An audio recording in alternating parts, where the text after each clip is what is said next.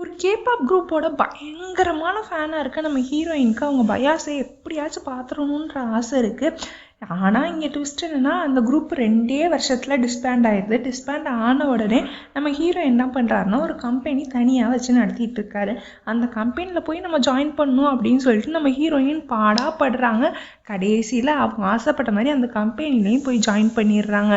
கம்பெனியில் ஜாயின் பண்ண பிறகு தான் பயங்கரமான அதிர்ச்சியே காத்துட்ருக்கு. நியூஸில் ஒரு ரிப்போர்ட் வருது நம்ம ஹீரோயினுக்கு. இந்த மாதிரி நம்ம ஹீரோவும் ஹீரோவோட ஃப்ரெண்டும் வேறு மாதிரி ரிலேஷன்ஷிப்பில் இருக்காங்க அப்படின்ற மாதிரி ஒரு நியூஸ் வருது.